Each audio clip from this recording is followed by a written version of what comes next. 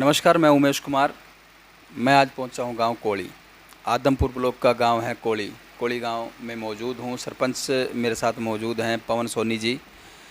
और कोली गांव में काफ़ी विकास हुए हैं जो हमने सर्वे में भी पाया और लोगों से सुनने को जो मिला। गांव कोली में विकास की भरमार है। वैसे हम सरपंच हमारे साथ जुड़े हुए हैं तो सरपंच साहब से भी पूछेंगे कि इन्होंने क्या क्या 7 महीने सरपंची को हो गया तो क्या क्या काम करवाए इन्होंने, विकास के क्या क्या काम हुए क्या नहीं हुए, इनसे पूछेंगे।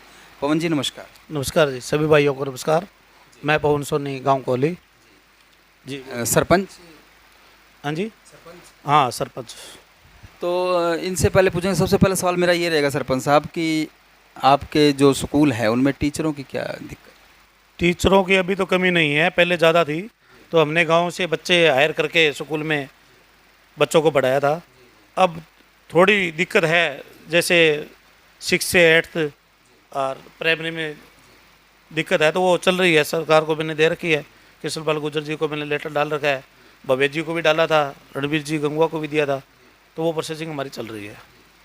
सर स्कूल के अंदर वाटर कूलर, जिम, ई लाइब्रेरी का कोई प्रावधान है? ई लाइब्रेरी हमारी चल रही है, काम शुरू है, बन रही है। और वाटर कूलर पहले से है। और एक वेलनेस सेंटर है आपके इधर, वहाँ हमने आते थे हम देखा कि वहाँ पे पानी रुका हुआ था, काफ़ी पानी रुका हुआ था। तो वो बरसाती पानी है या सेम का कोई पानी है, कैसा कुछ क्या है उसमें? कोई अगर सेम का पानी है या बरसात का पानी तो उसमें फॉगिंग वगैरह की क्या व्यवस्था है?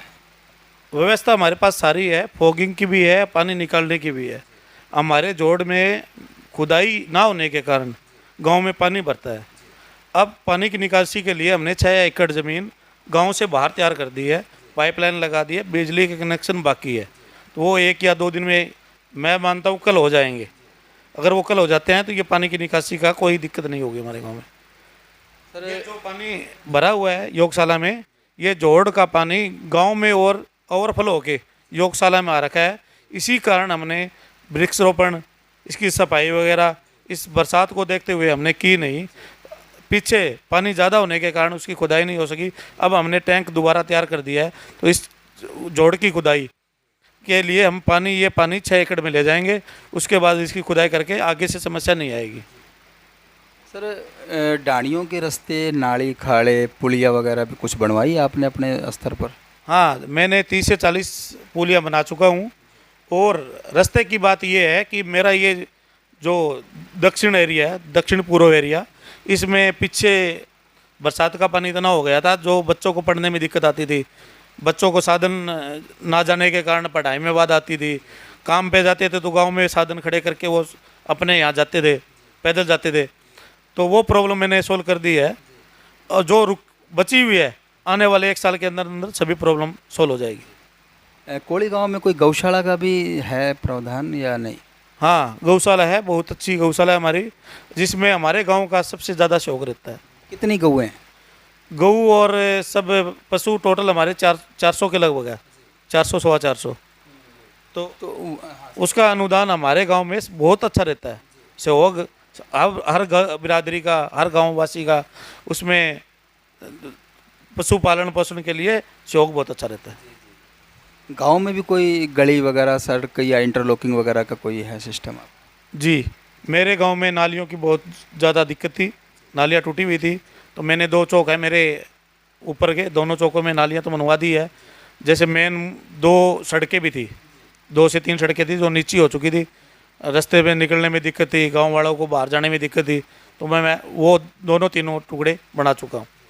कोई शेड वगैरह का भी कोई है भव्य जी से या किसी से आपने शेड की भी डिमांड की है या लगवाया है कुछ? शेड की डिमांड थी, 2 शेड ऑलरेडी बन चुके हैं हमारे गौशाला में भव्य जी के कारण। जी, शेड लग चुके हैं? हाँ, बन चुके हैं। सर एक जैसे आज के टाइम में जो एक चिट्टा जैसा नशा चला हुआ है युवाओं में, कुछ ऐसा आपके गांव में भी देखने को मिला या नहीं मिला सर?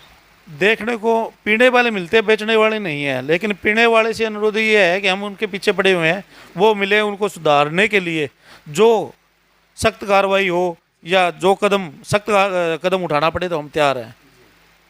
तो चिट्टे जैसे नशे को आप इस गांव में लगभग है? एंट्री नहीं करने देंगे, कोई एंट्री नहीं है चिट्टे वाले की।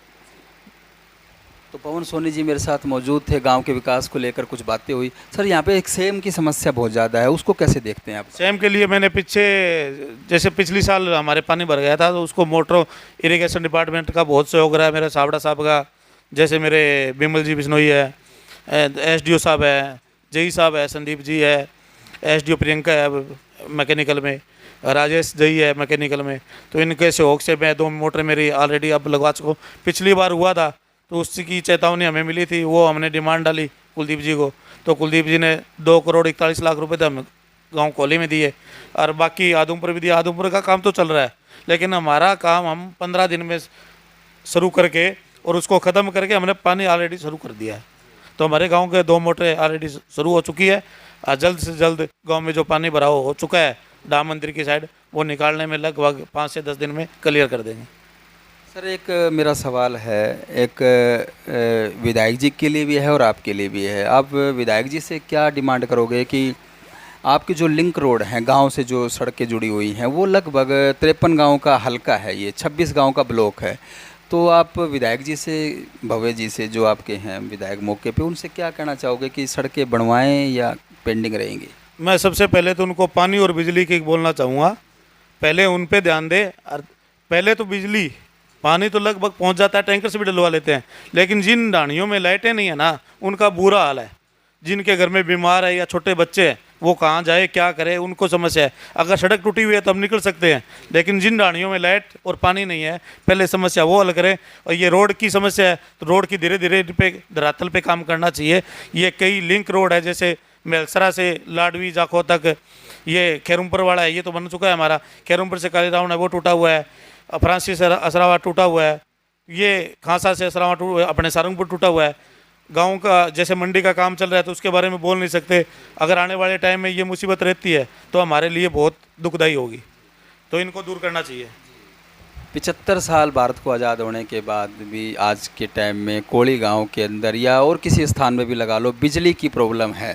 तो सरपंच साहब का अनुरोध है विधायक जी से भी, और उस समस्या की तरफ ज़्यादा ध्यान दें और का इंतजार ना करें, चाहे वो जेब से करे या हाथ जोड़ के करे, जैसे भी करे, पहले बिजली का हल करे।